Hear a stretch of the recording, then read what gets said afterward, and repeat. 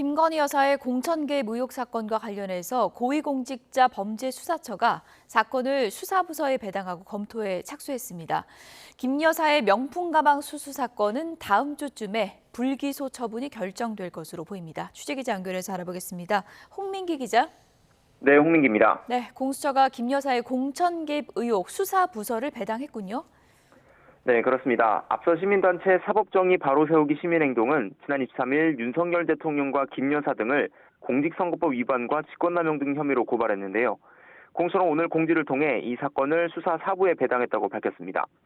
공천 개입 의혹은 지난 2022년 국회의원 재보궐선거에서 김영선 전 의원이 경남 창원 의창 지역구에서 공천을 받는데 윤 대통령 부부가 관여했다는 내용입니다.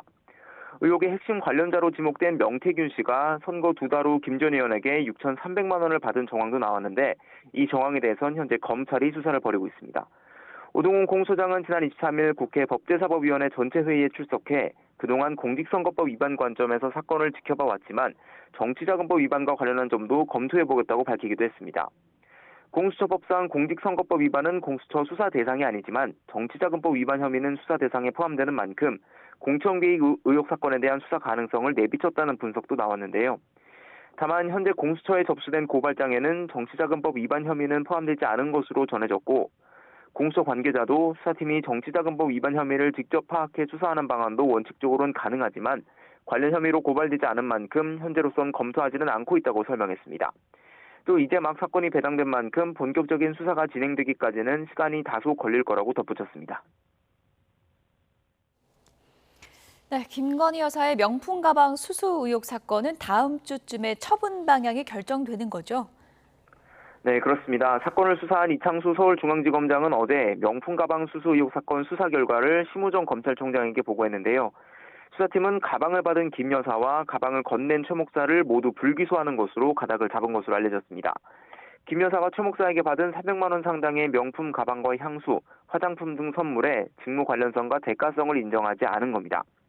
검찰은 또 직무 관련성에 대한 판단이 엇갈리는 만큼 법원 판단을 받아볼 필요가 있다는 수사심의위원회 권고를 깨고 최 목사도 재판에 넘기지 않기로 결정한 것으로 알려졌습니다. 검찰이 이대로 사건을 처분하면 수심위의 기소 권고에도 불구하고 불기소한 첫 사례가 됩니다. 검찰은 심 총장의 최종 승인을 받아 다음 주쯤 수사 결과를 발표할 것으로 보입니다. 지금까지 고위공직자 범죄수사처에서 YTN 홍민기입니다. 도이치모터스 주가 조작 사건과 관련해서는 김건희 여사가 지난 7월 검찰 조사에서 2010년 5월 이후로 자신이 직접 대신증권 계좌를 운용했다고 진술한 것으로 전해졌습니다. 문제의 김 여사 계좌는 도이치모터스 사건 1, 2심 재판부가 시세 조종에 동원됐다고 명시한 김 여사 명의 계좌 3개 중에 하나로 2010년 11월 1일 도이치모터스 주식 8만 주를 주당 3,300원에 매도하는 주문이 체결됐습니다. 김 여사는 지난 7월 검찰 대면 조사에서 매도 결정은 김 씨 등이 서로 나눈 문자 메시지와 무관하다고 설명한 것으로 알려졌는데 주가 조작범들의 지시 관여 없이 독자적인 판단으로 주식을 거래했고 결국 짜고 치는 통정 매매도 아니었다는 취지의 진술로 보입니다. 어제 국회 본회의에서는 여당 추천목 인사 안건이 부결된 것을 두고 계속 후폭풍이 이어지고 있습니다. 국민의힘은 민주당이 약속을 어기고 의회 정치를 파괴했다며 사기라고 비판했고요. 민주당은 통과를 합의한 적이 없다고 맞받아치면서 감정 싸움으로 치닫고 있습니다. 국회 취재기자 연결돼 있습니다. 김다영 기자.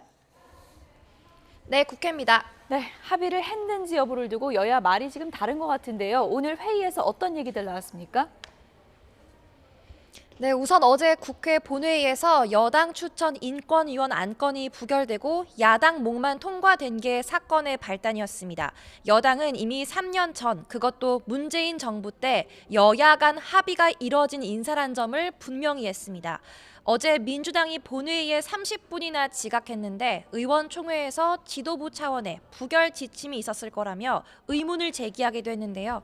추경호 원내대표는 오늘 아침 회의에서 민주당이 교섭단체 간 최소한의 신뢰마저 헌신짝처럼 던져버렸다며 강하게 비판했습니다. 국회 교섭단체 간의 대화와 협상의 기본이라 할 최소한의 신뢰마저 헌신짝처럼 내던진 것입니다. 여야 간의 약속 위반이자 민주당의 사기 반칙, 의회 정치 파괴입니다. 반면 민주당은 찬성표를 던지겠다고 합의한 사안이 아니라고 반박했습니다. 당 핵심 관계자는 YTN에 여야가 서로 찬성표를 던져줘야 한다는 논리라면 왜 국민의힘은 지난해 방송통신위원 추천안 표결 때 집단 퇴장했느냐고 반문하며 웃기는 사람들이라고 비난했습니다. 어제 이변 없이 방송 관련법 4개와 전국민 25만 원법, 노란봉투법은 재표결을 거쳐 부결됐습니다. 이를 두고 민주당이 한석훈 인권위원 선출안을 부결시킨 건 대통령의 거부권 행사로 국회로 넘어온 법안들의 재표결을 앞두고 실력을 행사했다라는 분석도 나오는데요. 민주당 박찬대 원내대표는 오늘 아침 회의에서 여당과 정부가 민생 경제와 국민의 삶을 포기했다며 국민이 개보다 못한 대접을 받는다는 소리가 나온다고 목소리를 높였습니다. 식용계 한 마리당 60만 원 지원은 되고 국민 1인당 25만 원 지원은 절대 할 수 없다는 정부의 태도에 국민이 개보다 못한 대접을 받는다는 탄식이 쏟아지고 있습니다. 민주당은 폐기된 법안을 재발의하겠다라는 입장이어서 야당 단독 추진, 대통령의 거부권 행사, 법안 폐기로 이어지는 거부권 정국이 또 반복될 거란 우려가 나옵니다. 네, 이번엔 당정 상황도 좀 알아볼까요? 최근에 지지율 하락 추세가 계속되고 있는 상황인데 여권 내부에서도 우려의 목소리가 나오고 있다고요. 네, 의정 갈등과 김건희 여사 의혹을 둘러싸고 우려 섞인 목소리가 나옵니다. 야권이 단독 처리한 김건희 여사 특검법이 대통령의 거부권 행사로 다시 국회로 돌아오기까지 여론을 예의주시하는 모습인데요. 어제 한동훈 대표도 여사 의혹을 직접 거론하진 않았지만 여당이 무조건 정부 입장을 무지성으로 지지한다는 식의 오해를 받아서는 안 된다며 당정 역할의 구분을 거듭 강조했습니다. 친한동훈계 의원도 YTN과의 통화에서 열의 9은 김 여사 의혹이 지지율에 가장 큰 영향을 미친다라고 생각하고 있다고 지적했습니다. 당정 관계 신뢰 회복에 방점을 찍고 있는 친윤석열계에서도 여사 리스크 해소가 필요하다는 목소리가 나오고 있습니다. 한 중진 의원은 YTN에 김 여사 의혹보다는 의정 갈등이 더 큰 문제로 보인다면서도 다만 여사의 사과는 적절한 때 필요하다 본다고 말했습니다. 다만 다른 친윤 의원은 경험칙상 사과가 문제 해결에 도움이 되기보다 전혀 예상치 못한 결과로 가는 미끼를 던져주는 꼴이 될 때도 있다며 조심스러운 입장을 밝히기도 했습니다. 지금까지 국회에서 YTN 김다연입니다. 더불어민주당 소속 국회의원 50여 명이 김태효 국가안보실 1차장이 태극기를 향해 경례를 하지 않았다면서 파면을 요구하는 국회 결의안을 발의한다고 밝혔습니다.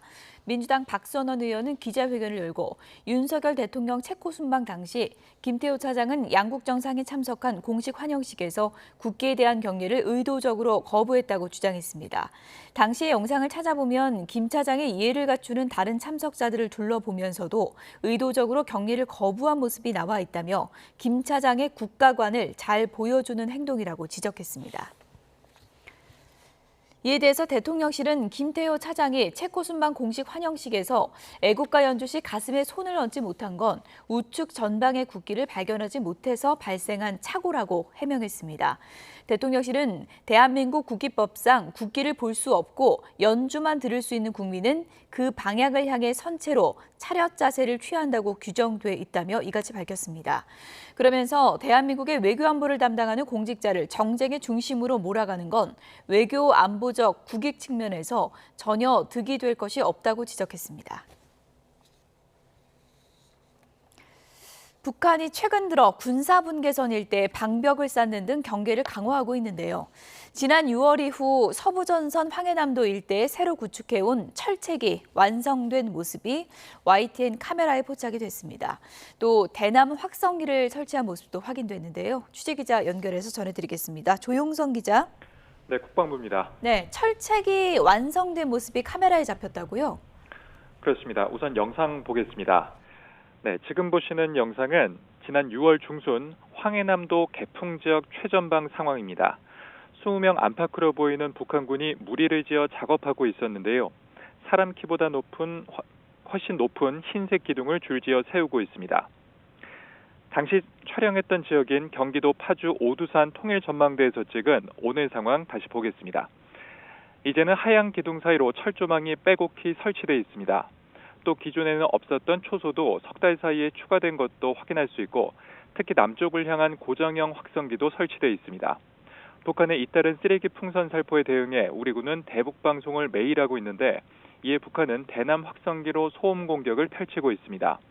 북한은 지난해 말 9.19 남북군사 합의 파기를 선언한 뒤 경계를 강화하기 시작했고 김정은 국무위원장이 남북관계를 적대적 두 국가관계로 규정한 뒤로 관계 단절에 더 속도를 내고 있습니다. 북한은 여기에 맞춰 휴전선 일대에서 지뢰매설과 불모지 작업, 대전차 방벽을 구축해왔습니다. 최근에는 파주에서 개성공단으로 향하는 경의선 도로 북쪽 구간에 15m 간격으로 여러 개의 구조물을 쌓아 올려 도로를 완전히 차단한 것으로 확인되기도 했습니다. 지금까지 국방부에서 YTN 조용성입니다. 네, 경계를 강화하는 북한 동향은 잠시 뒤에 전문가와 다시 한번 좀 짚어드리겠습니다. 이번 주말 서쪽은 30도 안팎의 늦더위가 이어지겠지만 동쪽에서는 가을 호우가 예상됩니다. 10월이 시작되는 다음 주에는 전국적으로 기온이 뚝 떨어진다고 합니다. 취재기자 연결돼 있습니다. 김민경 기자. 네, 김민경입니다. 네, 이번 주말에도 서쪽을 중심으로는 늦더위가 이어진다고요? 네, 서울의 평년 9월 말 최고 기온이 23에서 25도 사이인데요. 이번 주말과 휴일에는 서울 낮 기온이 28도로 평년보다 3에서 5도가량 높을 걸로 보입니다. 내일 한낮에 대전은 29도, 광주는 30도까지 오르겠는데요. 동풍이 태백산맥을 넘으면서 기온이 올라 서쪽을 중심으로는 30도 안팎의 늦더위가 나타나지만 상대적으로 차가운 동풍의 영향을 받는 동해안 지역은 강릉과 속초 24도 등 낮 기온이 다소 낮을 걸로 보입니다. 또 동풍이 지형에 부딪히면서 동쪽 지역은 호우 수준의 다소 많은 비가 내리겠는데요. 내일까지 강원 영동에는 최고 100mm 이상, 영남 동해안에도 5에서 40mm의 비가 내릴 걸로 보입니다. 동해안에는 순간적으로 초속 15m 안팎의 강풍과 함께 너울로 인한 높은 물결이 있는 곳이 있을 걸로 보여 안전사고에 각별한 주의가 필요합니다. 네, 아직도 한낮엔 여름 같은데 다음 주에는 기온이 뚝 떨어진다고요? 맞습니다. 10월이 시작하는 다음 주 화요일쯤 북서쪽에서 차고 건조한 공기가 내려올 걸로 보입니다. 찬 공기가 남하하면서 여전히 한반도에 머물고 있는 따뜻한 공기와 부딪히며 비구름이 만들어져 수도권 등 일부 지역에는 비가 내리겠는데요. 이 비구름이 통과한 이후에는 본격적으로 찬 공기의 영향으로 기온이 뚝 떨어집니다. 서울 낮 기온이 다음 주 화요일에는 22도, 수요일과 목요일에는 21도로 평년보다 1에서 2도가량 낮아질 전망입니다. 한낮에도 가을다운 날씨를 느낄 수 있겠습니다. 하지만 다음 주에는 태풍에 대한 대비도 필요해 보입니다. 오늘 아침 9시쯤 일본 오키나와 남서쪽 670km 부근 해상에서 67호 태풍 제비가 될 가능성이 있는 열대저압부가 발달했습니다. 대부분의 수치 예측 모델이 이 열대저압부가 다음 주 목요일과 금요일 사이 강한 세력으로 발달해 대한해협을 통과할 걸로 모의하고 있습니다. 기상청은 이번 태풍이 다음 주 한반도에 큰 영향을 미칠 수 있다고 보고 태풍이 발생하면 수시 브리핑을 통해 세기와 예상진로 등을 상세히 설명할 계획입니다. 지금까지 과학기상부에서 YTN 김민경입니다. 이른바 금배추로 불릴 정도로 고공행진하고 있는 배추값이 또 상승세를 이어갔습니다. 한국농수산식품유통공사 가격정보 사이트에 따르면 어제 기준 배추 한 포기 소매가가 9,680원으로 평년과 비교해 볼 때 34%, 지난해 평균보다는 56% 올랐습니다. 배추 가격은 그제 9,383원을 기록한 뒤 하루 만에 300원 가까이 올랐는데요. 한편 정부에서 추진한 중국산 배추 수입량 16톤은 검역과 위생 검사를 마치고 오늘 정부 창고에 입고될 예정입니다. 정부가 배추를 직수입하는 등 총력 대응하면서 올해 안에 기후변화 대응책을 마련할 것이라고 밝혔습니다. 정부는 김범석 기획재정부 1차관 주재로 물가관계 차관회의를 연 자리에서 이 내용을 밝혔습니다. 정부는 최근 채소값 상승은 기후변화에 따른 구조적인 요인의 영향이 큰 만큼 농산물 수급 불안을 근본적으로 개선하기 위해서 스마트팜 확대, 품종 개발, 또 공급망 다변화 등의 내용을 담은 기후변화 대응 농산물 수급 안정 대책을 올해 안에 마련할 것이라고 밝혔습니다.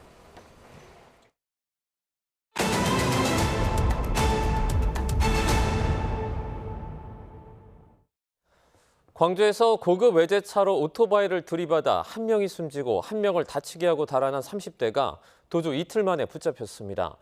경찰은 이 남성이 술을 마신 정황을 확인하고 범행 전후 행적과 여죄를 조사하고 있는데요. 취재기자 연결해서 수사 상황 알아보겠습니다. 우선열 기자. 네, 정국부입니다. 20대 연인이 타고 있던 오토바이를 들이받고 도망친 남성이 서울에서 붙잡혔다고요? 네, 그렇습니다. 경찰이 어젯밤 9시 50분쯤 가해 외제차 운전자 30대 김모 씨를 긴급 체포했습니다.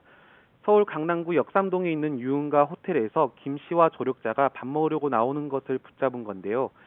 지난 24일 새벽 3시 사고를 내고 도주한 뒤 60여 시간 만에 검거한 겁니다. 김 씨는 곧바로 광주 서부경찰서로 압송돼 새벽 1시 반쯤 유치장에 입감됐습니다. 김 씨는 취재진을 이식한 듯 옷깃으로 얼굴을 가린 채 황급히 유치장으로 들어가는 모습이었습니다. 또 김 씨의 도피 행각을 도운 조력자 30대 남성도 범인 도피 혐의로 함께 체포됐습니다. 김 씨는 지난 24일 새벽 3시쯤 앞서가던 오토바이를 들이받아 2명의 사상자를 냈고 이후 그대로 도주에 잠적해버렸습니다. 숨지거나 다친 오토바이 탑승자는 연인 관계였는데 배달 일을 마치고 귀가하다가 참변을 당했습니다. 결국 광주경찰청 형사기동대 5개 팀 30여 명이 투입됐고 수사망을 좁혀 추적한 끝에 검거됐습니다. 검거 당시 김 씨는 외국인 명의로 된 대포폰을 가지고 있었고 경찰은 이를 추적해 김 씨를 붙잡은 것으로 알려졌습니다. 경찰은 술값 영수증과 CCTV 등을 통해 사고 전 김 씨가 술을 마신 정황을 확인했는데요. 김 씨를 상대로 음주 여부와 도주 사유 등 정확한 범행 경위를 조사할 계획입니다. 또 순천에서는 10대 여학생이 흉기에 찔려 숨지는 사건이 벌어졌는데요. 경찰이 묻지마 범행 여부를 조사하고 있죠. 네, 그렇습니다. 범행은 어제 새벽 0시 40분쯤 발생했는데요. 한 남성이 대로변을 걷는 여성과 간격을 좁히더니 흉기로 찌르고 도주했습니다. 불과 30초 만에 벌어진 일인데요. 검정고시를 준비하던 17살 여학생은 배달기사에 발견돼 응급치료를 받고 대학병원으로 이송됐지만 결국 숨졌습니다. 현장에서 달아난 30대 남성 A씨는 범행 2시간 뒤쯤 만취한 상태로 또 다른 행인과 다투다 경찰에 붙잡혔는데요. 범행이 사용한 흉기는 사건 현장에서 1km가량 떨어진 곳에서 발견돼 국과수에서 정밀 감식을 진행하고 있습니다. A씨에 대한 마약 검사는 음성으로 확인됐는데요. 경찰은 일면식도 없는 피해자를 대상으로 한 묻지마 범행 가능성을 염두에 두고 수사하고 있습니다. 이와 함께 범행 동기 파악을 위해 통신수사와 휴대전화 포렌식도 진행하고 있는데요. A씨는 여전히 범행을 부인하고 있는 것으로 알려졌습니다. 피해 여학생의 부검을 진행 중인 경찰은 오늘 오전 A씨에게 살인 혐의를 적용해 구속영장을 신청했습니다. 지금까지 전국부에서 전해드렸습니다. 불법 리베이트 의혹에 연루된 고려제약의 임직원 2명이 구속영장 실질 심사를 받고 있습니다. 이들은 의사들에게 자사약을 쓰는 대가로 경제적 이익을 제공하는 데 관여한 혐의를 받는데 만약 법원이 영장을 발부한다면 이번 사건의 첫 번째 구속 사례가 됩니다. 자세한 소식 취재기자 연결해서 알아보겠습니다. 윤웅성 기자. 네, 윤홍성입니다. 고려제약 임직원들의 구속영장 실질 심사가 지금 이루어지고 있습니까? 네, 서울중앙지방법원은 오늘 오전 11시쯤부터 고려제약 임직원 2명에 대한 구속 전 피의자 신문을 진행하고 있습니다. 구속 심사를 받고 있는 이들은 각각 고려제약의 임원과 회계 담당 직원입니다.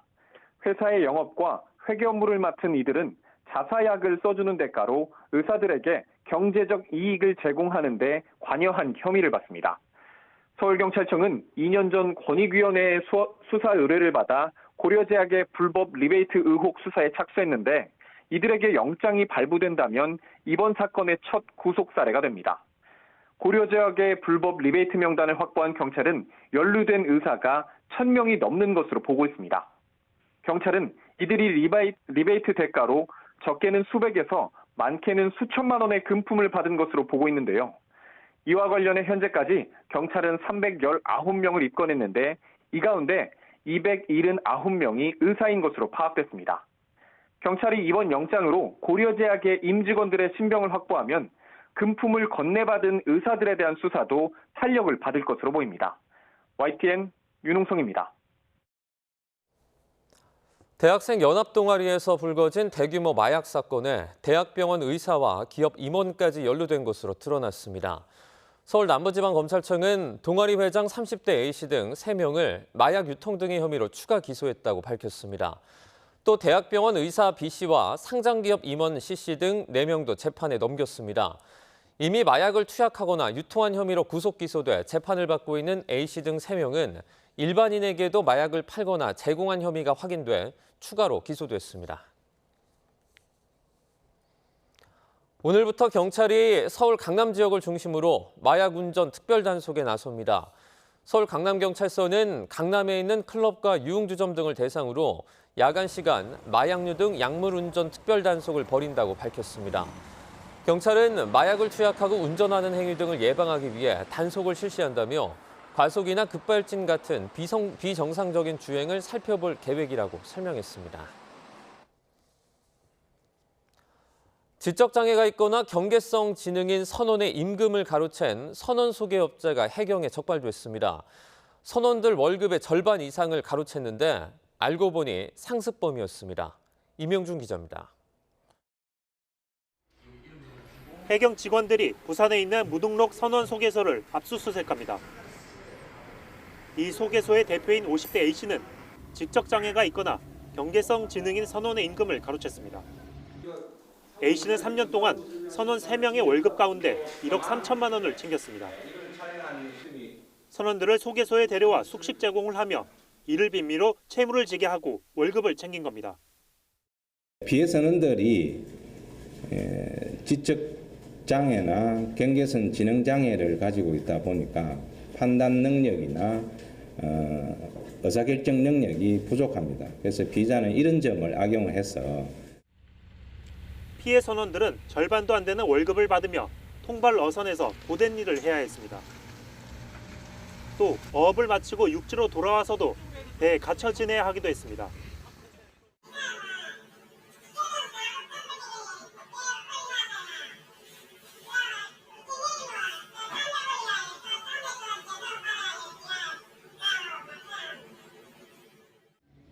A씨는 선원들 월급을 가로챈 것도 모자라 무등록 소개서를 운영해 불법 소개료 1억 원을 챙겼습니다.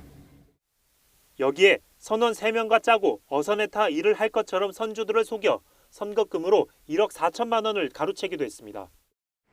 알고 보니 A씨는 비슷한 범행으로 실형 선고도 받았고 이번 범행이 7번째였습니다. 해경은 앞으로도 이번 사건과 비슷한 인권침해 사건을 특별 단속할 계획입니다. YTN 이명준입니다. 국제사회의 휴전 압박에도 이스라엘은 레바논 수도 베이루트 등의 추가 공습에 나서 드론 부대 사령관을 제거했다고 밝혔습니다.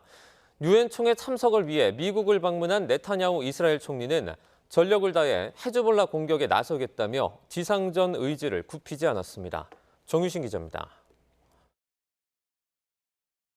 고층 아파트가 밀집한 건물 사이로 미사일 3발이 연달아 꽂힙니다. 이스라엘군이 베이루트 남부 다이의 아파트 한 동을 겨냥해 표적 공습에 나선 겁니다. 레바논 언론들은 이번 폭격으로 최소 4명이 숨지고 10여 명이 다쳤다고 전했습니다. حي شعبي وسكني بامتياز تعرض لإطلاق صواريخ من ضمن الهمجية اللي قائمة من خلال أسبوعين نحن عم نشهدها. 이스라엘군은 헤즈볼라 거점을 겨냥한 정밀 폭격으로 드론 부대 사령관 후세인 사루르를 제거했다고 밝혔습니다. 사루르는 가자지구 전쟁이 발발한 이후 헤즈볼라의 드론 생산을 이끌며 이스라엘 공격을 수행했다고 이스라엘군은 주장했습니다. 미국이 주도하는 휴전 제안을 일축한 네타냐후 총리는 미국으로 향하는 전용기에서 공습을 승인했다고 말했습니다.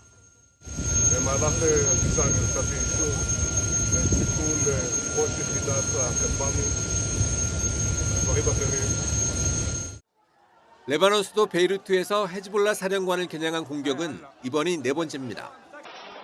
앞서 20일엔 헤즈볼라의 특수부대 지휘관 이브라임 아킬이, 지난 24일엔 헤즈볼라의 미사일 부대 사령관 이브라임 무함마드 쿠바이시가 폭사했습니다. 이에 맞서 헤즈볼라도 이스라엘 북부 라파엘 방위산업단지를 겨냥해 로켓 수십 발로 대응했지만 대부분 요격당했습니다. 이른바 북쪽의 화살로 명명한 이번 작전에서 이스라엘군은 공습에 이어 전면전 채비도 마쳤습니다. 레바논 접경지를 담당하는 7기가 묘단 등은 지상전 훈련을 마친 뒤에 북부 국경에서 인접한 곳까지 탱크와 장비를 이동하고 있습니다. 지상전 전운이 임박한 가운데 레바논에선 피난민들의 탈출 행렬이 꼬리를 물고 있습니다. لا بالله دمى تضرب صواريخ الله ما طلعنا من تحت الموت. 이스라엘의 대규모 공습이 시작된 지난 한 주 동안 레바논에서 사망자는 700명에 육박하고 9만여 명이 집을 잃은 것으로 파악됐습니다. YTN 정유신입니다. 우크라이나군의 본토 공격에 대응해 러시아군이 에너지 운송시설 등을 공습했습니다. 젤렌스키 대통령이 지원 확보를 위해 미국을 방문하고 있는 가운데 바이든 대통령은 10조 원대의 대규모 안보 지원을 발표했습니다. 김지영 기자입니다. 어두운 밤하늘에 사이렌 소리가 요란합니다. 우크라이나 수도 키이우 등지에 러시아군이 밤새 미사일과 드론을 날려 방공망이 가동됐습니다. Подумала, що зараз буде взриватися дом, чи буде сильний пожар, і треба швидше вибігти на вулицю. Стало як зарево таке, видно стало дуже. 특히 러시아군은 우크라이나 에너지 운송 시설에 대한 공습을 집중했습니다. 유엔은 러시아의 공습으로 우크라이나 발전 용량의 약 70%가 손상을 입은 것으로 파악했습니다. 군수물자를 가동하는 에너지 시설 공격은 전쟁 규범에 어긋나지 않는다는 게 러시아 측 주장입니다. 정작 러시아는 전체 예산의 3분의 1을 석유와 천연가스 수출에 의존하고 있습니다. 푸틴 대통령은 러시아 에너지 수출의 90% 이상은 서방의 제재에 동참하지 않은 우방국들이 차지한다고 강조했습니다. На долю дружественных стран приходится свыше 90% энергетического экспорта России. При этом его физический объем, за исключением природного газа, тоже для специалистов понятно почему, практически сохранилось на уровне 2021 года. 이는 우크라이나 침공 이후 서방의 고강도 제재에도 러시아가 에너지 수출에 별다른 타격을 입지 않았다는 뜻으로 해석할 수 있습니다. 반면 방미 중인 젤렌스키 우크라이나 대통령은 바이든 대통령과 해리스 후보를 만나는 등 지원 확대를 위한 행보를 이어가고 있습니다. I've met with both Senate and the House, and thank you for the unwavering bipartisan support, and to all American people. Together, we have to win, and we will win. 때맞춰 바이든 미국 대통령은 우크라이나에 대한 79억 달러, 우리 돈 10조 4천억 원 규모의 안보 지원을 발표했습니다. Russia will not prevail. Ukraine will prevail, and we'll continue to stand by you every step of the way. 특히 이번 지원안에는 우크라이나의 장거리 타격 능력을 강화하기 위해 F-16 전투기에서 사용되는 사거리 130km짜리 통합 원거리 무기 제이소 제공도 처음 포함됐습니다. 다만 바이든 대통령은 미국이 제공한 무기로 러시아 본토를 타격할 수 있게 해달라는 우크라이나의 요청을 승인할 계획은 없다고 미국 정부 관계자는 전했습니다. YTN 김지영입니다. 세르게이 라브로프 러시아 외무장관은 러시아가 북한의 비핵화라는 개념을 종결된 문제로 보고 있다고 밝혔습니다. 현지 시간 26일 라브로프 장관은 러시아는 미국이 한국과 일본에 제공하는 확장 억제에 맞서 북한과 함께할 것이라고 말했습니다. 라브로프 장관은 북한에 적용되는 비핵화라는 용어 자체가 모든 의미를 잃었다며 우리에게 종결된 문제라고 덧붙였습니다.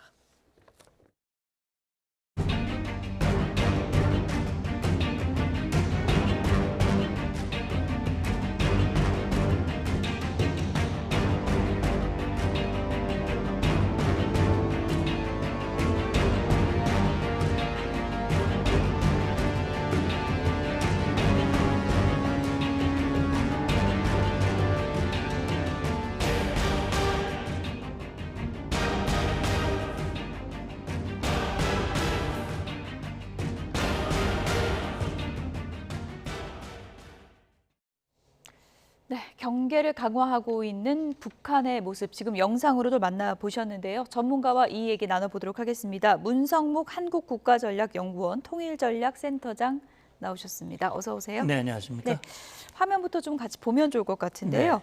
황해남도 개풍 지역 서부 전선 최전방 상황입니다. 네. 보여주시죠. 네, 왼쪽이 이제 지난 6월입니다. 이제 듬성듬성 이제 하얀 그 막대 같은 게 이제 보이고 네. 오른쪽이 이제 오늘 상황입니다. 중간중간에 자세히 보시면은 이제 철책이 다 이어져 있는 걸 확인해 볼 수 있거든요. 네. 지난 6월과 오늘 상황 이렇게 비교해서 보여드렸고요. 오늘 상황도 좀 크게 보여주시면 좋을 것 같습니다. 저렇게 철책을 전방에 설치한 거 어떤 의도라고 보세요?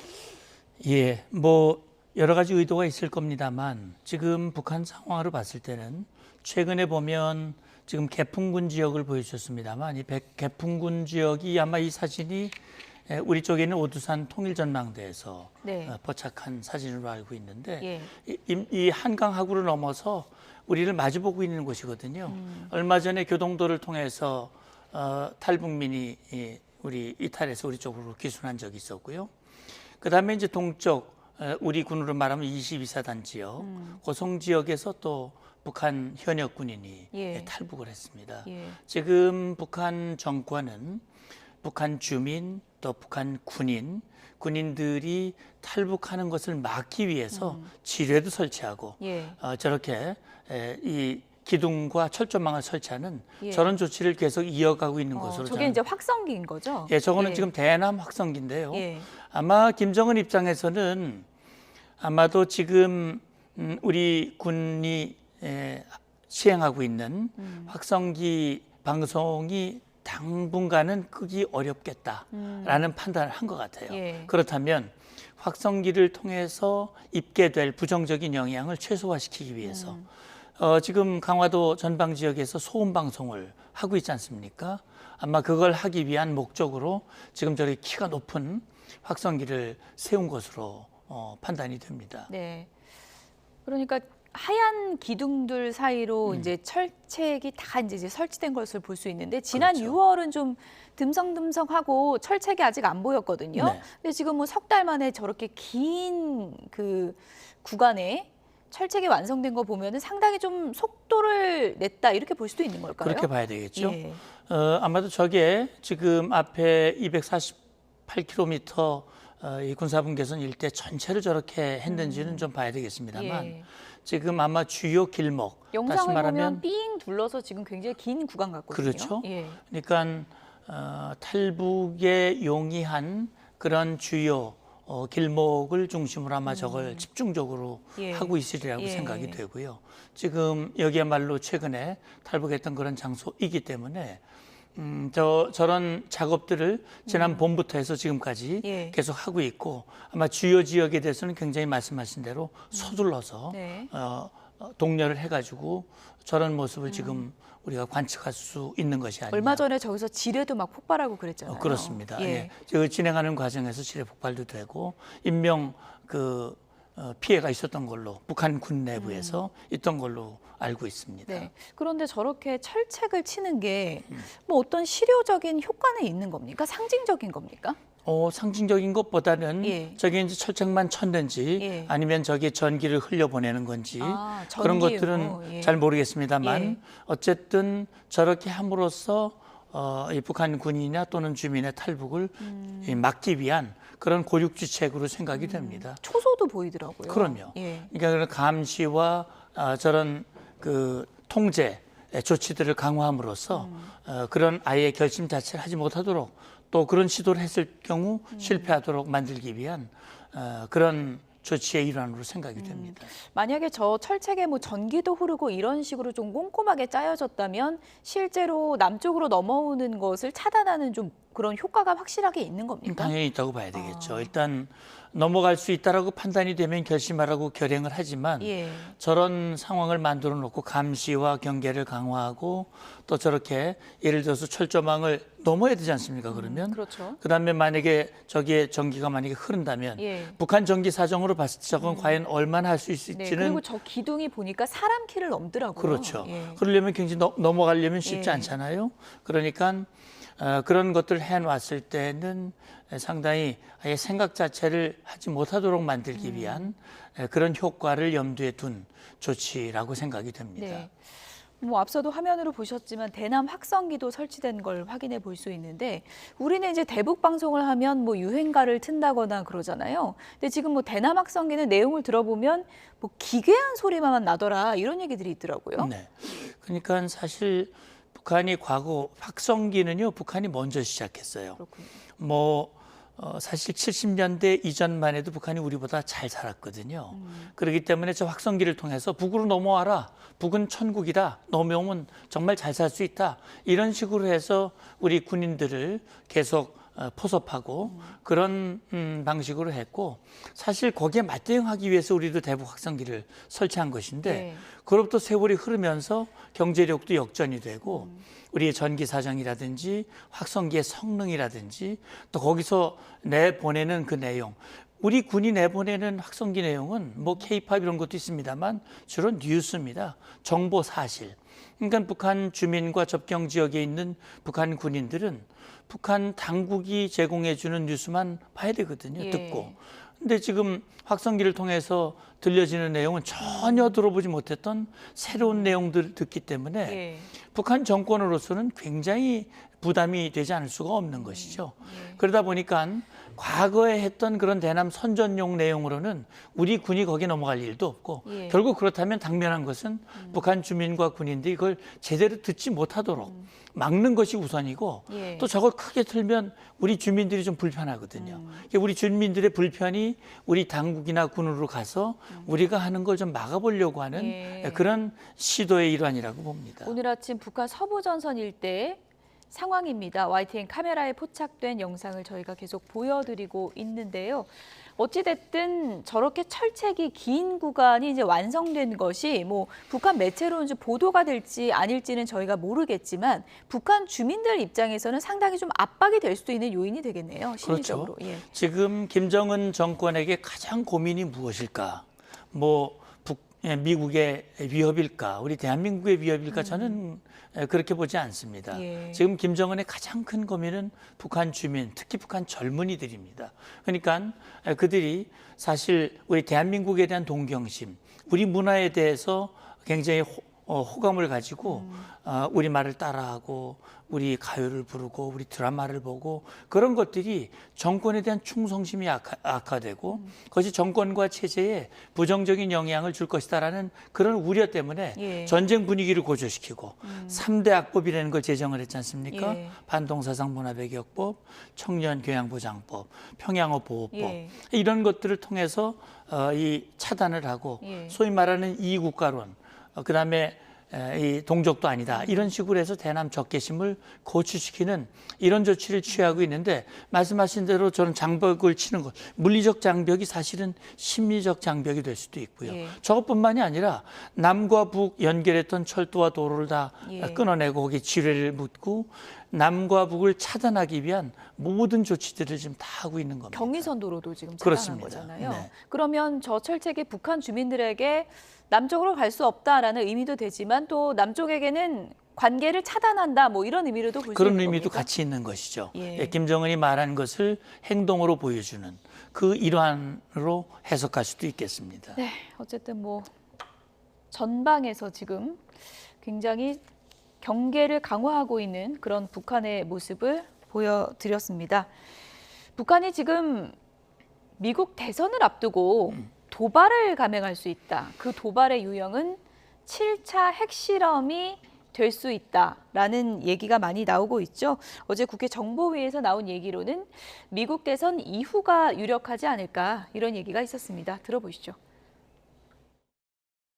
미국의 대선을 앞두고 이루어질 가능성이 있는가에 대해서는 배제할 수는 없지만 다양한 방식의 군사적 도발, 예를 들면 ICBM 발사라든지 인공위성 발사나 미사일 발사 다양한 수단들이 있기 때문에 미 대선 전보다는 더 후가 될 가능성이 있지 않겠느냐라는 분석이 있었습니다.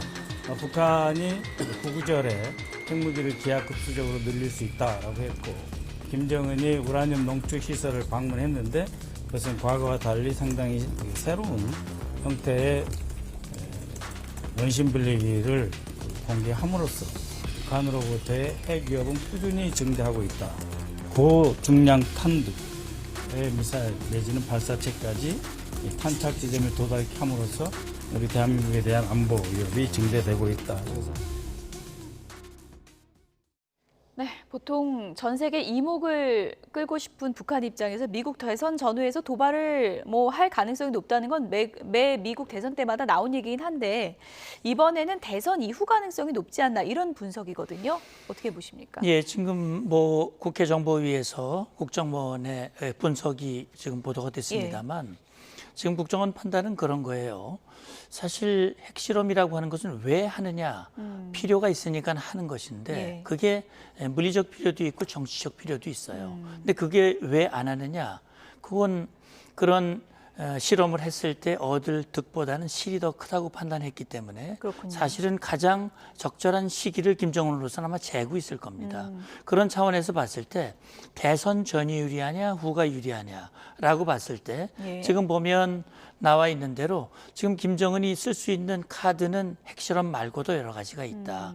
최근에 김정은이 한 무기 공장에 방문을 했을 때 바퀴 축이 12개 그러면은 바퀴 수로 치면 24개 바퀴가 달려있는 이동식 미사일 발사대인데 이거는요 북한이 그동안 보여줬던 ICBM 대륙간 탄도미사일 화성 17도 11축입니다. 그보다 하나가 더 있다는 건 그보다 덩치가 더 큰 ICBM을 발사할 수 있음을 암시한 거였거든요.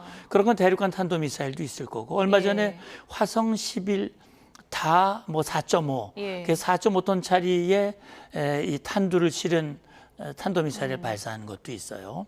그 외에도 김정은이 금년에 정찰 위성을 3번 발사하겠다고 그랬는데 한 번 쐈습니다.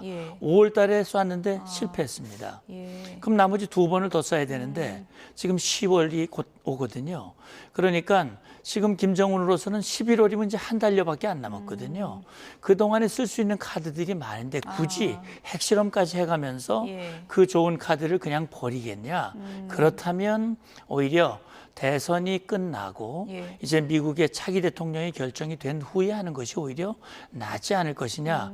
물론 전 가능성을 완전히 배제한 건 아닙니다만 그렇게 이제 판단을 한 것으로 봅니다. 누가 되는지 좀 보고 누가 되느냐에 따라 또 달라질 수도 있는 겁니다. 예, 되느냐에 따라서 할지 말지 한다면 언제 할지 그런 것도 다시 계산에 쓰지 않을까 하는 생각이 듭니다. 김정은 위원장 머릿속에서는 내심 누가 되길 바랄까요?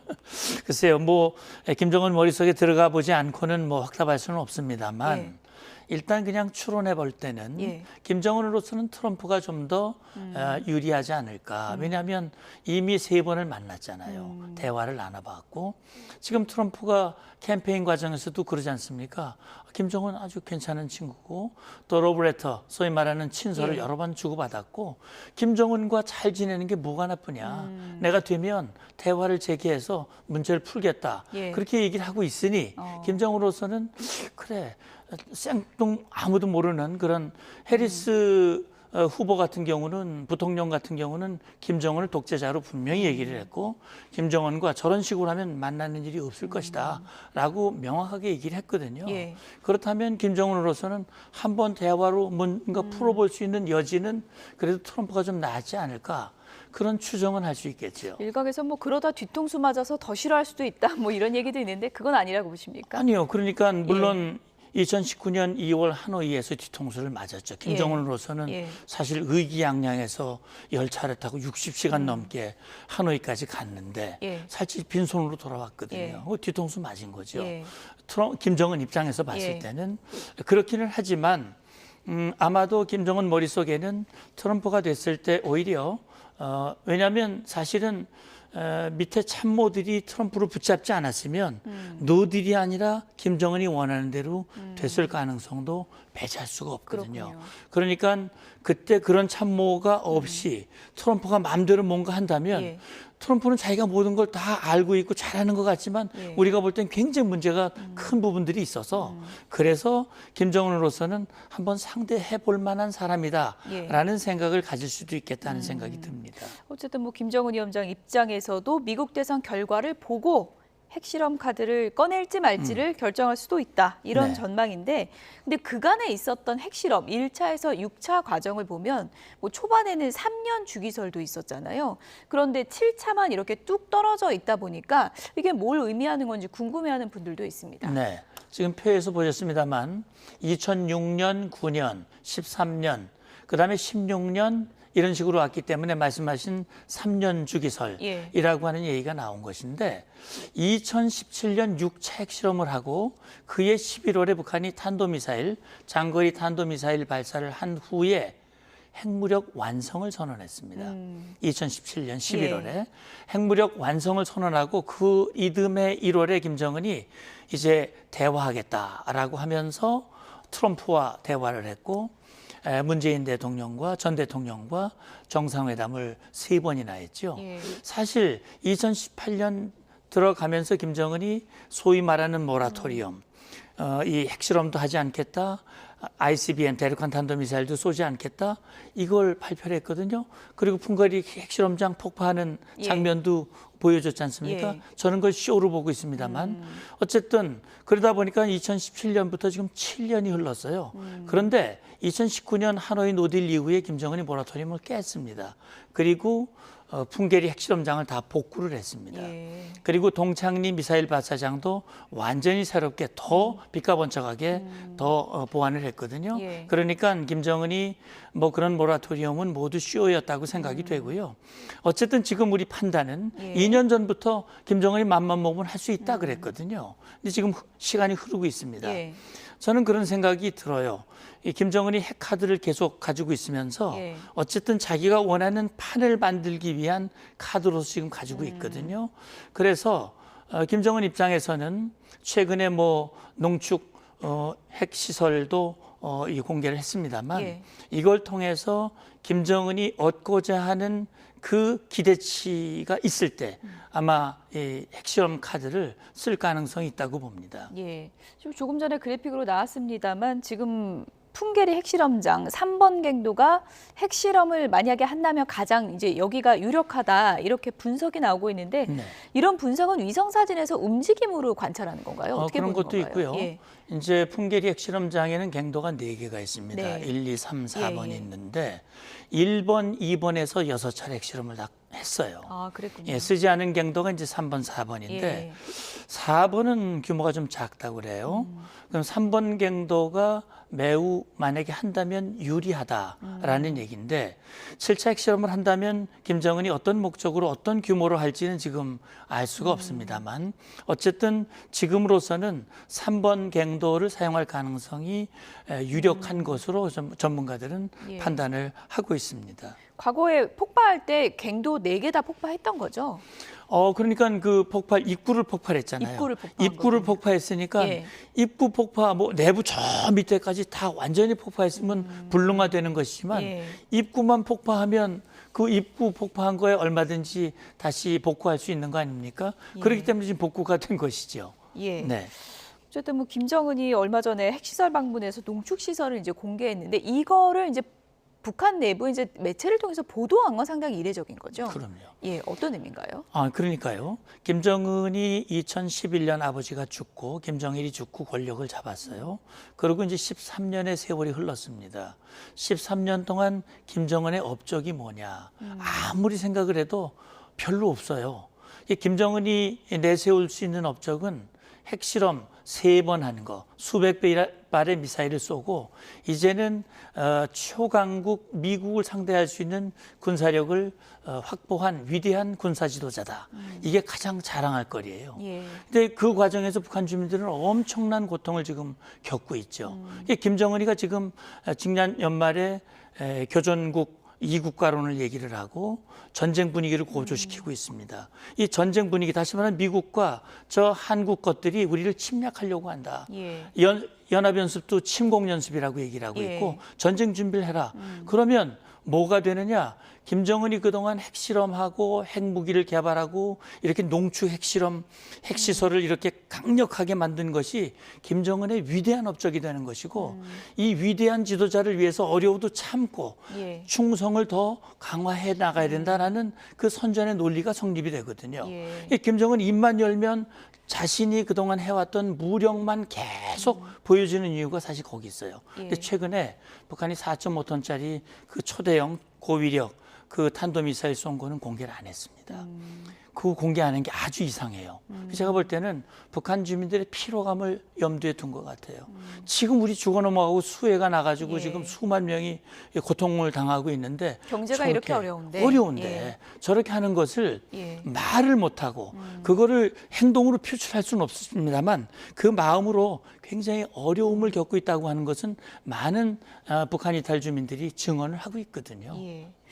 그 뭐 내부 위기감도 크고 좀 뭔가 불안감도 커진 거 아닌가라는 것을 이제 반영하는 것으로 좀 분석된 또 사진이 있습니다. 김정은 위원장을 둘러싼 경호원들이 방아쇠에 손을 대고 있는 그런 모습이 이제 포착이 된 거거든요. 그렇죠. 네, 그 사진 좀 보여주시면 좋을 것 같습니다.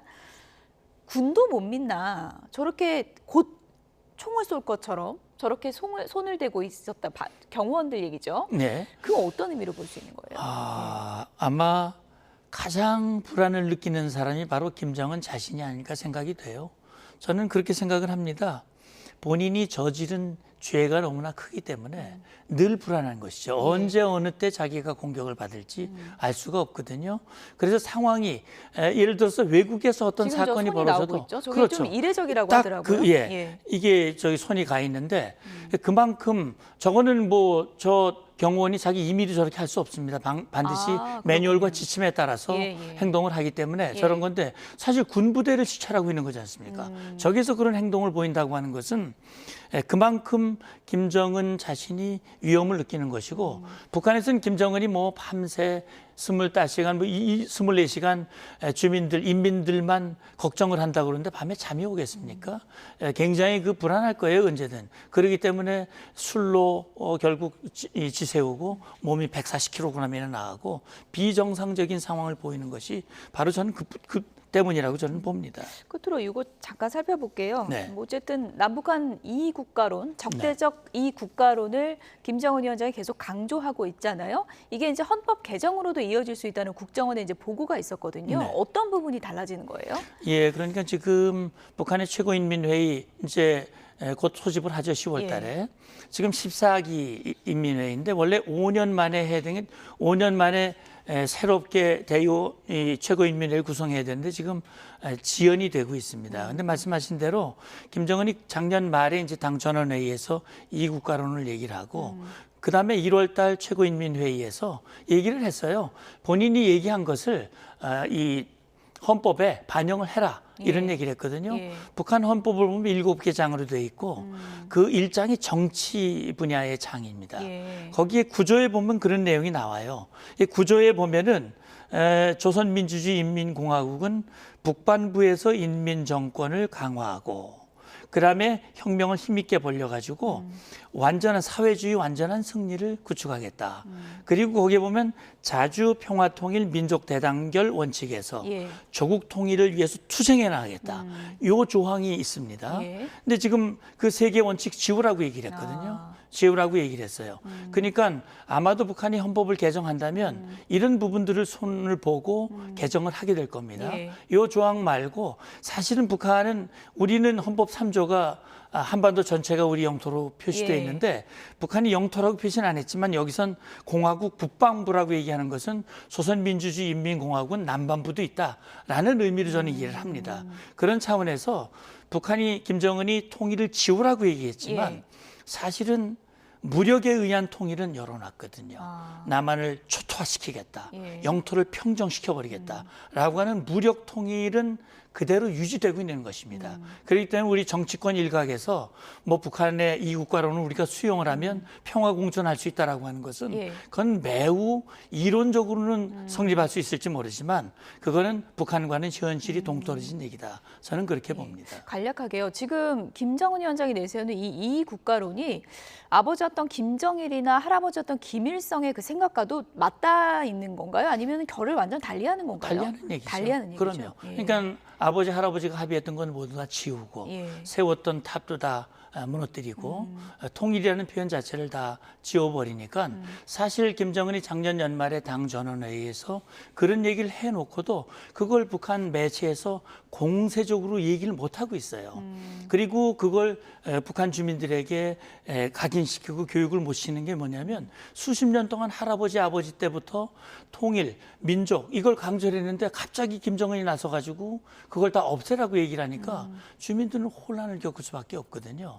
이런 상황입니다, 지금. 제가 볼 땐 그 모든 것이 결국 우리와 차단을 하고 남한의 바람을 막고 결국 김정은의 정권을 유지시키고 핵무력을 강화해서 그걸 통해서 결국 무력 적화 통일을 하려고 하는 김정은의 속내를 드러내고 있는 현실이다. 저는 그렇게 보고 있습니다. 그런 속내가 오늘 영상으로 보여드린 서부조선 철책이 좀 상징을 하고 있다 이런 생각도 드네요. 여기서 줄이겠습니다. 문성묵 한국국가전략연구원 통일전략센터장이었습니다. 고맙습니다. 감사합니다.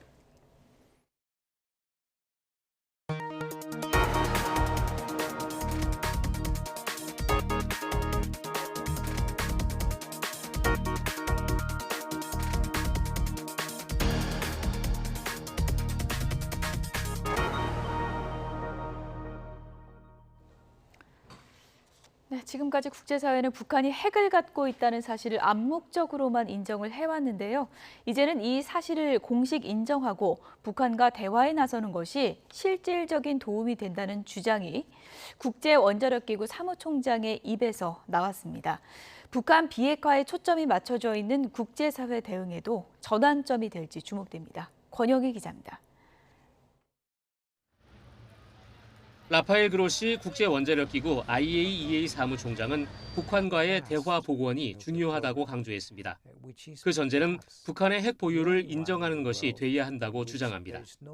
I guess we need to recognize the fact that the DPRK, not legitimate but factually real possession of nuclear weapons, is here to stay for a long time maybe.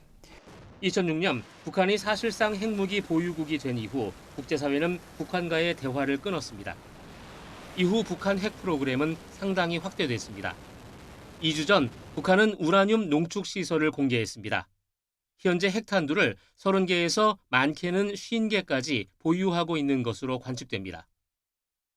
핵탄 생산 및 현행 핵물질 생산 실태를 의뢰하시고 무기급 핵물질 생산을 늘리기 위한 전망 계획에 대한 중요 과업을 제시하셨습니다. 이 상황에서 북한이 핵 활동을 중단해야 한다고 강조하는 것은 더 이상 큰 의미가 없다는 것이 그로시 사무총장의 분석입니다. 국제법 위반에 대한 제재 방안만 논의하는 것으로는 오히려 상황을 통제 불가능한 상태로 악화시킬 가능성이 있습니다. After that, what? We slam the door and then have we solved anything? Or are we, on the contrary, exacerbating the conditions for a situation that may go out of hand? 현재 북한에 대한 국제사회의 논의는 비핵화를 전제로 하고 있습니다. 이 때문에 IAEA 수장의 이런 주장이 어떤 변화를 가져올지 주목됩니다. 러시아는 이미 북한 비핵화를 종결된 문제로 보고 있습니다. 세르게이 라브로프 러시아 외무장관은 한미일이 확장 억제를 추구하는 상황에서 북한에 적용되는 비핵화라는 용어는 의미를 잃었다고 밝혔습니다. YTN 권영입니다. 네, 트럼프 전 미국 대통령이 임기 중에도 동맹국의 방위비 인상을 지속적으로 요구했었죠. 트럼프의 외교안보 책사가 한국 방위비를 GDP의 3.5%까지 올려야 한다고 주장했습니다. 워싱턴에서 권중기 특파원입니다. 트럼프 1기 행정부에서 백악관 국가안보보좌관을 지낸 로버트 오브라이언은 일본이 최근 방위비를 크게 올렸다며 한국도 그래야 한다고 말했습니다. 미국처럼 GDP의 3에서 3.5%를 방위비로 써야 한다며 구체적인 숫자를 처음으로 언급했습니다. 내년 국방 예산이 60조 원인 우리나라가 GDP 3.5%를 방위비로 쓸 경우 20조 원 이상 예산을 늘려야 합니다. We need our allies to pitch in. The South Koreans are up to 2.5% of GDP in defense. Those numbers need to go to 3% or 3.5% like the United States. So we can burden share with our allies. 워싱턴 싱크탱크인 전략국제문제연구소도 트럼프의 두 번째 임기 때 한국이 주요 타깃이 될 것으로 전망했습니다. 대미 무역 흑자가 많은 한국에 주한미군 주둔 비용 등을 더 요구할 게 뻔하다는 겁니다. 특히 현재 윤석열 정부와 바이든 정부가 방위비 협상을 조기에 타결하려는 움직임이 트럼프를 화나게 할 거라고 관측했습니다. 트럼프 당선 전에 방위비 협상을 끝낼 경우 트럼프 2기 한미 관계가 시작부터 좋지 않을 수 있다고 경고했습니다.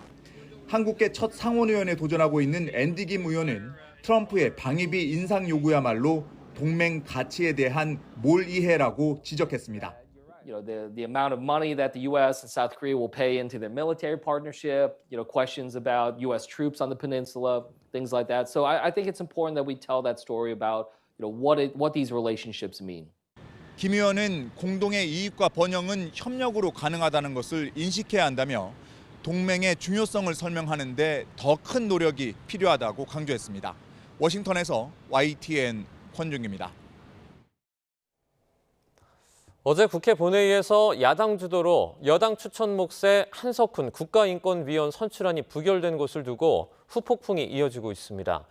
국민의힘은 원내대표끼리 합의된 상황에서 야당이 사기극을 벌였다고 맹비난한 한편 민주당은 합의했다고 들은 바 없다고 일축했습니다. 들어보겠습니다. 헛웃음밖에 나오지 않습니다. 왜죠? 속임수로 돈을 따는 중국의 노론 방식, 이게 뭔지 아십니까? 야바위라고 그러죠. 네. 예, 그래서 정치에 야바위가 판을 치면 안 됩니다. 그래서 이건 뭐 사기직에 해당이 되는 뭐 그런 것들이라 해서 어떻게 여당이 반발을 많이 했습니다만은 실질적으로 이 합의에 의해서 국가인권위원회 두 사람의 추천은 이미 원내수석 부대표관, 그래서 원내대표단이라는 협상단이 있지 않습니까? 그래서 이미 그 조율됐고 합의가 된 상태였습니다. 그런데 그 합의를 완전히 원천 무효시킨 것이죠. 국가인권위원회의 기본적인 자격과 조건, 그의 기본은 좀 해야 되는데 제가 보기에는 F학점이었어요.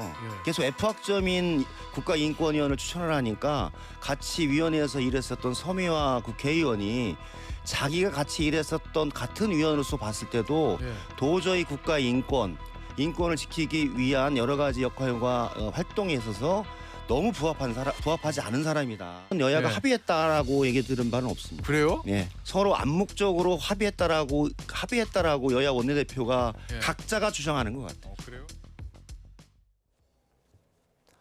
어제 국회 본회의에서는 여야가 70여 개에 이르는 민생 중심의 비쟁점 법안을 통과시켰습니다. 구월화법을 비롯해 민생 법안들의 여야가 합의한 지 한 달 만인데요. 어떤 것들이 달라지는지 살펴보겠습니다. 최근 텔레그램에서 다수 유포된 AI 조작 영상, 딥페이크라고도 부르죠. 일반인 얼굴을 음란물에 합성한 영상이 퍼지면서 큰 우려를 낳았는데 이번에 관련 법이 개정되면서 처벌 문턱이 낮아졌습니다. 이를 제작했을 경우 유포할 목적을 입증하지 않아도 처벌이 가능하고 딥페이크 음란물을 단순히 보유하거나 시청하는 행위 자체도 죄로 규정했습니다.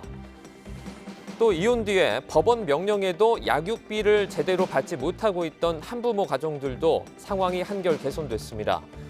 이번에 통과된 양육비 이행법 개정안에서는 국가가 대신 한부모 가정에 양육비를 지급하고 비양육자에게 청구할 수 있도록 관련 법이 마련이 됐고요.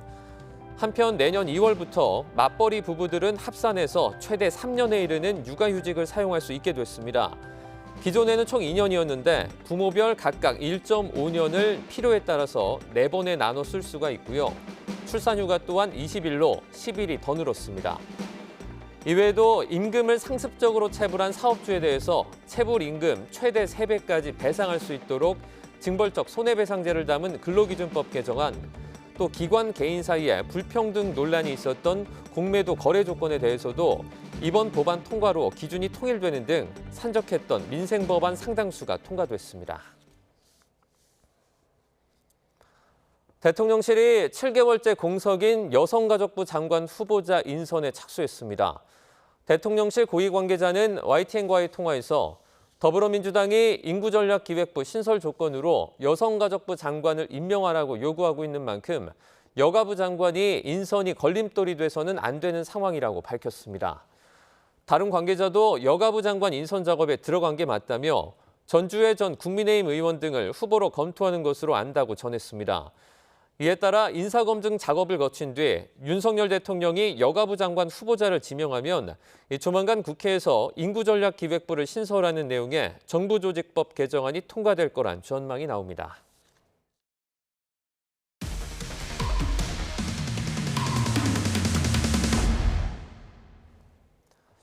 YTN은 아트테크를 빙자한 돌려막기 사기 의혹이 불거진 갤러리 K 관련 보도를 이어가고 있는데요. 대표 김모 씨가 연루된 6년 전 다른 사기 사건을 들여다봤더니 이때도 비슷한 방식으로 미술품을 팔았던 것으로 확인됐습니다. 당시 수법을 모방해 더 큰 판을 설계한 거 아니냐는 의심이 나오는 대목입니다. 양동훈 기자의 단독 보도입니다. 1,000억 원대 돌려막기 사기 혐의로 피소되기 직전 해외로 도피한 갤러리 K 대표 김모 씨. 김 씨는 6년 전 수백억 원 규모의 사기 의혹이 불거진 FMI 글로벌의 부사장이었습니다.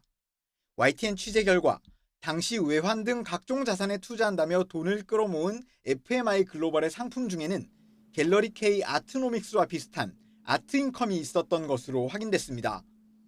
투자자들이 그림을 사면 자신들이 위탁 운용에 수익금을 준다고 홍보했는데 갤러리 K와 똑같은 방식입니다. 일정 기간이 지나 원하는 경우 회사가 그림을 다시 매입해준다는 내용까지 같습니다. 이제 부자들이나 이제 어떤 기업체들 이런 데들한테 렌트를 해줘서 수익을 얻는다고 했었는데 그런 시스템은 다 방식은 똑같은 것 같고. FMI 글로벌 대표 배모 씨는 투자금 400억 원을 갖고 잠적한 상황. 관련한 손해배상 소송 재판에서 법원은 김 씨가 이 회사에서 투자 상품 기획과 개발을 담당했다고 명시했습니다. 결국 FMI 글로벌에서 익힌 수법을 갤러리 K에서 그대로 써먹으며 부당이득을 노린 거 아니냐는 의심이 나옵니다. 당시 문제되었던 투자 상품 중에 하나가 아트 인컴이었습니다. 처벌받지 않고 있다 보니까 그런 유사한 상품을 개발해서 더욱더 많은 피해를 야기한 거 아닌가 싶습니다. 대표인 김 씨가 도주한 것까지 FMI 글로벌 사건과 똑같은데 피해자들은 하루빨리 김 씨의 신병을 확보해 수사에 속도를 내길 바라고 있습니다. YTN 양동훈입니다. 김건희 여사의 공천개입 의혹에 대해서 고위공직자범죄수사처가 사건을 수사부서에 배당하고 검토에 착수했습니다. 공수처는 윤석열 대통령과 김 여사 등이 공직선거법 위반 등의 혐의로 고발된 사건을 수사 4부에 배당했다고 밝혔습니다. 앞서 시민단체 사법정의 바로 세우기 시민행동은 지난 23일 윤 대통령 부부와 김영선 전 의원, 명태균 씨를 공수처에 고발했습니다. 공천 개입 의혹은 지난 2022년 국회의원 재보궐선거 당시 김 전 의원이 경남 창원 의창 지역구에 공천을 받는데 윤 대통령 부부가 관여했다는 의혹입니다. 정치 브로커인 명 씨가 김 전 의원의 당선 이후 6,300만 원을 받은 정황에 대해서는 현재 검찰이 수사하고 있습니다. 불법 선거운동 혐의로 검찰에 넘겨졌던 최재형 목사가 또 다른 공직선거법 위반 혐의 등으로 경찰에 출석했습니다. 경기 남부경찰청 반부패 경제범죄수사대는 공직선거법 위반과 명예훼손 혐의를 받는 최 씨를 소환해 조사하고 있습니다. 경찰에 출석하며 최 씨는 지난 총선 윤 대통령이 민생토론회에서 선심성 공약을 남발해 선거의 중립성을 어겼다며 고발이 접수됐으나 수사기관은 2천만 반복할 뿐 수사를 진행하지 않고 있다고 주장했습니다. 이어서 법 형평성이 어긋나기 때문에 대통령이 공직선거법을 어긴 것에 대해서도 철저히 수사해 주길 바란다고 말했습니다. 지난 총선에 앞서 조국혁신당 조국 대표가 딸 조민 씨의 학위와 관련해 허위 사실을 공표한 혐의로 검찰에 넘겨졌습니다. 서울 남대문경찰서는 공직선거법 위반 혐의로 조 대표를 검찰에 송치했습니다. 경찰은 조 대표가 지난 3월 27일 외신 기자회견에서 딸이 학위와 의사 면허를 스스로 반납했다고 말한 것은 객관적인 사실과 맞지 않는 것으로 보고 조 대표를 검찰에 송치했다고 설명했습니다. 조 대표 측은 대학의 입학이나 면허 취소 처분을 받아들이겠다는 의미로 반납이라는 표현을 썼다며 법원의 판단을 구할 수 있는 절차가 있었지만 조민 씨가 스스로 소송을 취하했으니 사실에 부합한다는 의견서를 경찰에 제출했습니다. 지난 24일 광주에서 음주병 손이를 낸 마세라티 운전자가 도주 이틀 만에 서울에서 붙잡혔습니다. 충북에선 화물차에 실려있던 맥주 300여 상자가 쏟아져 도로가 아수라장이 되기도 했습니다. 사건 사고 소식 강민경 기자가 정리했습니다. 앞서가던 오토바이를 빠른 속도로 들이받는 흰색 차량. 광주 서구 화정동의 한 도로에서 음주병 손이로 20대 여성을 숨지게 하고 남자친구인 운전자 남성을 크게 다치게 한 마세라티 운전자가 도주 이틀 만에 경찰에 붙잡혔습니다. 어젯밤 10시쯤 서울의 한 지하철역 근처에서 검거된 30대 A씨는 지난 24일 새벽 사고 직후 승용차를 버리고 동승자 B씨와 함께 잠적해 이틀 넘게 도피를 이어왔습니다. A씨와 동승자 B씨까지 긴급 체포한 경찰은 이들과 함께 술을 마시고 도피를 도운 C씨까지 입건해 정확한 범행 경위와 추가 조력자 등을 파악할 예정입니다. 초록색 맥주 상자가 도로를 가득 메우고 있습니다. 깨진 병에서 쏟아진 맥주가 고인 빗물처럼 흥건합니다. 어제 저녁 9시 반쯤 충북 충주시 용두동의 한 3차선 도로를 달리던 화물 차량의 문이 열려 안에 있던 맥주 300여 상자와 30리터 맥주통 120여 개가 도로로 쏟아졌습니다. 경찰은 2개 차선을 통제해 현장을 치웠는데 시민 10여 명도 함께 현장을 수습하는 과정에서 한 명이 다쳐 병원으로 옮겨졌습니다. 어제 오후 6시쯤엔 부산 사상구 서부산 낙동강교를 달리던 트럭에서 갑자기 불이 났습니다. 다친 사람은 없었지만 차량 일부가 타면서 소방서 추산 290만 원의 재산 피해가 났고 퇴근 시간 정체도 있었습니다. 오후 3시쯤엔 호남고속도로 대전 방향 유성나들목 인근에서 기초훈련을 마치고 이동하던 군인 100여 명을 태운 버스 3대와 인솔 승합차가 연달아 부딪혀 군인 18명이 다쳤지만 모두 생명에 지장은 없었습니다. YTN 강민경입니다. 삼성물산이 미국계 헤지펀드 엘리엇에 지연 손해금 267억 원을 지급하지 않아도 된다는 1심 법원의 판단이 나왔습니다. 서울중앙지방법원은 오늘 엘리엇이 삼성물산을 상대로 제기한 약정금 반환 청구 소송에서 원고 패소로 판결했습니다. 재판부는 합의서의 문헌상 본건 제시 가격을 초과해 제공한 주당 대가 또는 가치 이전의 가액은 주식 매수 가격의 원금을 의미하는 것으로 해석이 된다며 지연 손해금을 포함하기 위한 규정으로 보기 어렵다고 설명했습니다. 기독교 복음선교회 JMS 정명석 총재의 신도 성폭행 사건 증거인멸에 가담한 의혹을 받는 현직 경찰에 대한 구속영장이 기각됐습니다. 서울중앙지방법원은 주거가 안정적이라는 이유 등으로 A 경감에 대한 구속영장을 기각한 것으로 전해졌습니다.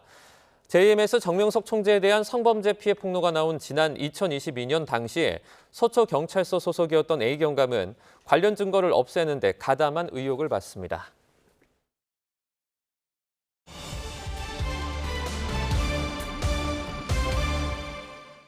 미국 대선에서 해리스 부통령과 트럼프 전 대통령이 우크라이나 사태 해법을 놓고 설전을 벌였습니다. 해리스 부통령은 우크라이나의 항복을 강요한다며 트럼프 전 대통령을 겨냥했고 트럼프 후보는 항복이 아니라 죽어가는 생명을 살리려는 것이라고 강조했습니다. 워싱턴에서 홍상희 특파원입니다. 카멀라 해리스 미 부통령은 유엔 총회 참석으로 미국을 방문한 젤렌스키 우크라이나 대통령을 만나 트럼프 전 대통령과의 차별화를 꾀했습니다. 우크라이나에게 영토를 포기하도록 강요하는 사람이 있다는 말로 트럼프 전 대통령을 겨냥하고 미국의 리더십과 민주주의의 가치를 지키겠다고 말했습니다. I will continue to stand with Ukraine and I will work to ensure Ukraine prevails in this war.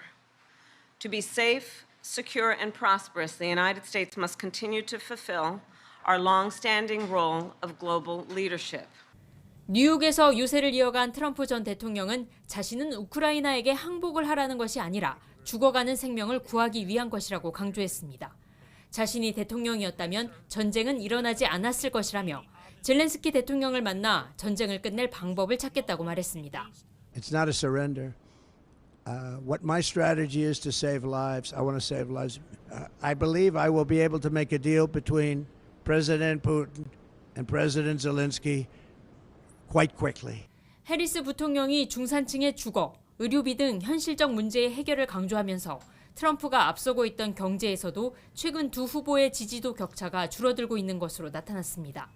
워싱턴 포스트 여론조사 결과 경제 분야에서 트럼프 전 대통령의 지지도는 해리스 부통령보다 6%포인트 앞서는 것으로 나타나 조 바이든 대통령이 후보였을 때보다 차이가 줄었습니다.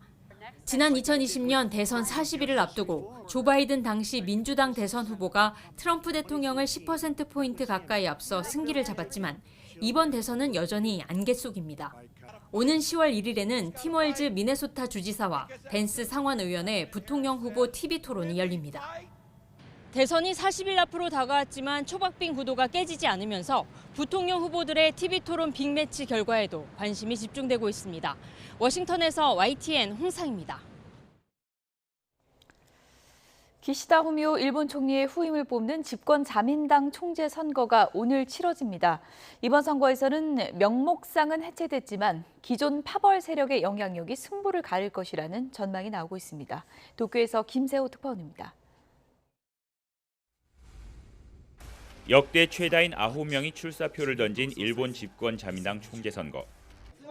이시바 시게루 전 간사장, 고이즈미 신지로 전 환경상, 다카이치 사나의 경제안보 담당상이 선두권을 이루고 있습니다. 石破さんか高市さん、ベタですけど、なのかなとは思ってますけど。小泉さんを支持したいと思います。若くて外国語もできて。 자민당 국회의원 투표를 하루 앞두고 당원과 당 후원단체 회원인 당후 투표가 치러졌습니다. 각각 368표인 당원 당후표와 국회의원 표를 합산해 과반을 넘으면 바로 총재로 결정됩니다. 하지만 현재 3강 후보 중 누구도 과반의 지지율을 얻기는 어려워 결선 투표까지 갈 것으로 보입니다. 결선에서는 국회의원 368표에 지방조직 47표가 더해져 승부를 좌우합니다. 따라서 자민당 파벌의 정치자금 스캔들로 명목상 해체된 기존 파벌 세력이 누구에게 힘을 몰아주느냐가 관건이 될 전망입니다. 이 때문에 3강 후보들은 아소파의 수장, 아소다로 부총재 등 당내 유력 정치인의 막판 지지를 얻기 위해 안간 힘을 쓰고 있습니다. 이런 가운데 주요 후보들은 방위력 증강에 앞다퉈 목소리를 높이는 반면 한일 관계와 과거사에는 별다른 의견을 내지 않고 있습니다. 死なばものとも国家ですからね。そこがそういうものを持ったことの恐ろしさ、そのことに対して私どもは核抑止力、ミサイル防衛きちんと考えてまいります。もう日本は、核の最前線にこの国土を構えているという、この現実を私たちは思い知らなきゃいけないし忘れてはいけない。 특히 다카이치 경제안보 담당상은 총리가 되더라도 야스쿠니 신사 참배 의지를 분명히 하고 있어 한국 내 반발을 불러올 가능성이 큽니다. 새 자민당 총재 체제에서도 한일 관계의 큰 틀은 변하지 않을 것이라는 전망이 우세합니다. 하지만 과거사 인식은 여전히 한국을 비롯한 주변국의 기대에 못 미칠 가능성이 커 보입니다. 도쿄에서 YTN 김세호입니다. 초강력 허리케인이 플로리다주로 접근하면서 미국 남동부를 위협하고 있습니다. 상륙도 하기 전에 곳곳에서 홍수가 났는데 앞으로 엄청난 피해가 우려됩니다. 신웅진 기자입니다. 거센 바람에 도로 위로 바닷물이 넘쳐 흘러 지나다니는 차량들이 위태로워 보입니다. 허리케인 헐린이 템파 남서쪽 해상에서 북동쪽으로 이동하고 있습니다. 2등급이었던 헐린은 플로리다로 접근하면서 최대 풍속 209km에 이르는 대형 허리케인인 4등급으로 위력을 키웠습니다. The entire state of Florida is under some type of warning right now, whether that's a hurricane warning or a tropical storm warning. And we expect life-threatening flash flooding in the state's north as the storm continues to move north. 플로리다 해안 지역에서는 6m 높이의 해일이 일면서 주택이 무너졌고 곳곳에서 홍수 피해가 발생했습니다. 주도인 텔러해시를 비롯해 게인스빌, 템파 등의 저지대에는 강제 대피령이 내려졌습니다. 공항과 주유소가 폐쇄됐고 주민들은 마트에서 생필품을 챙기는 등 비상사태에 대비하고 있습니다. 플로리다 외에 조지아, 노스캐롤라이나, 사우스캐롤라이나, 버지니아, 엘라베마 등 남동부 주들도 비상사태를 선포했습니다. We've declared a state of emergency, as you know, for all 159 counties on Tuesday, giving emergency management teams plenty of time to prepare and also deployed resources where needed ahead of this storm. 헐리는 지난 6월 1일 시작된 대서양 허리케인 시즌의 8번째 폭풍입니다. 미 국립해양대기청은 기록적으로 따뜻한 해수 때문에 올해 대서양 허리케인이 평년보다 더 잦을 것으로 예측했습니다. 열대성 폭풍 아이작도 대서양에서 형성되고 있는데 주말쯤에는 허리케인이 될 것으로 관측됩니다. YTN 신홍준입니다. 거센 비가 쏟아지는 늦은 밤 셔츠바람에 한 남성이 휠체어를 밀며 불이 나게 달려갑니다. 추석 연휴 첫날인 지난 13일인데요. 휠체어를 탄 남성은 왕복 10차로 횡단보도를 절반도 건너지 못한 상황이었습니다. 파란불마저 깜빡거리기 시작한 그때 이 광경을 지켜본 한 버스 기사가 있었습니다. 서울 간선버스 470번 기사 이중호 씨인데요. 이렇게 안전벨트를 풀고 순식간에 뛰어내려서 휠체어를 밀어 인도까지 안착시키고는 이렇게 운전석으로 돌아왔습니다. 이 영상을 본 누리꾼들은 쏜살 같은 이 씨의 모습이 번개맨 같았다면서 칭찬 릴레이를 이어갔습니다. 룩셈부르크를 방문한 프란치스코 교황이 대공궁을 찾았는데요. 단체 사진을 찍고 이동하려는 순간 아기를 본 교황의 휠체어가 멈춰 섭니다. 낯을 가리는 듯 좀처럼 가까이 가지 않으려는 왕자에게 교황이 뭔가를 받아서 건네는데요. 사탕입니다.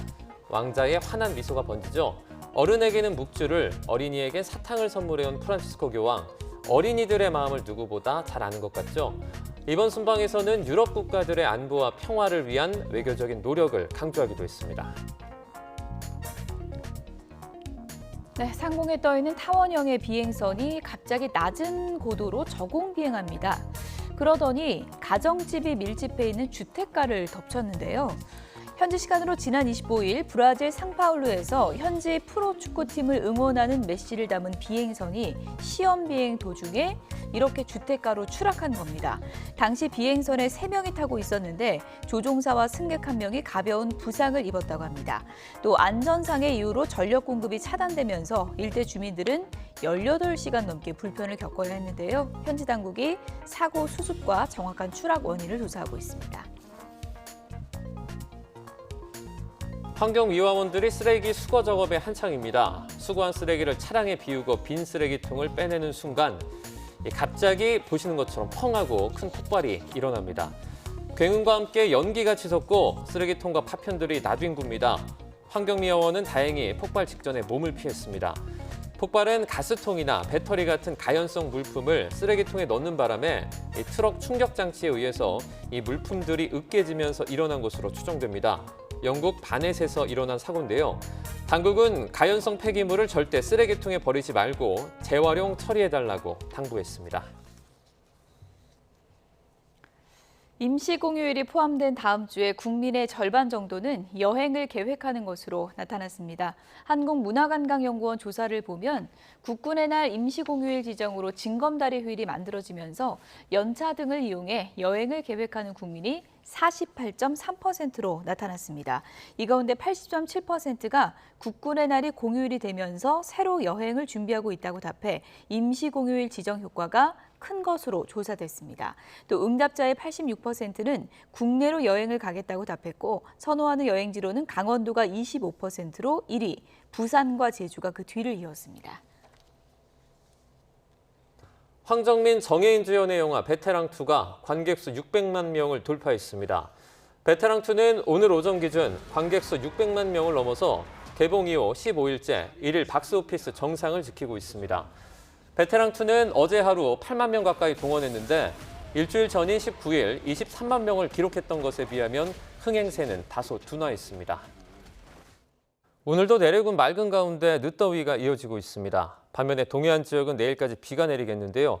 현장 연결해서 이 시각 날씨 알아보겠습니다. 이혜민 캐스터. 네, 하늘공원에 나와 있습니다. 현재 서울 날씨는 어떻습니까? 네, 현재 서울 하늘에는 구름만 조금 지나는 가운데 기온은 26도를 보이고 있습니다. 예년 기온을 웃도는 늦더위가 나타나고 있지만 바람이 불 때면 선선함이 감돌고 있고요. 그림 같은 하늘과 억새가 어우러져서 가을 정취가 느껴집니다. 반면에 동해안에는 비 소식이 있죠? 네, 맞습니다. 내일까지 동해안을 중심으로 비가 내리겠습니다. 현재는 영동 북부 지역에 강한 비가 내리고 있는데요. 내일까지 이들 지역에는 최고 100mm가 넘는 가을 호우가 쏟아지겠습니다. 현재 레이더 영상을 보면 강원 북부 지역에 국지적인 비구름이 발달한 걸 확인할 수 있는데요. 현재 강원 고성과 북부 산간에 호우주의보도 발령 중입니다. 앞으로는 그 밖에 동해안으로도 비가 확대돼 내일까지 비가 이어지겠습니다. 경북 동해안과 울산에는 5에서 40mm 정도 예상되지만 영동에는 최고 100mm가 넘게 내리겠습니다. 반면 내륙은 오늘도 대체로 맑겠는데요. 밤까지 일부 내륙에는 소나기가 조금 지나겠습니다. 오늘 한낮 기온은 서울과 광주 28도, 부산 29도까지 올라 산맥 서쪽으로 기온이 크게 오르겠고요. 동해안 지역은 강릉이 23도 등으로 선선하겠습니다. 이번 주말과 휴일에도 내륙은 대체로 맑은 가운데 예년보다 더운 날씨가 이어지겠습니다. 다음 주 초반 찬 공기가 내려오면서 기온이 큰 폭으로 떨어질 전망입니다.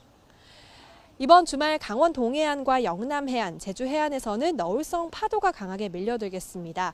주말을 맞아 해안가 방문하시는 분들은 해안가 안전사고에 유의하셔야겠습니다. 지금까지 YTN 이혜민입니다. 뉴스나우 오늘 순서는 여기서 마치겠습니다. 다음 주도 생생한 뉴스로 찾아뵙겠습니다. 여러분 고맙습니다.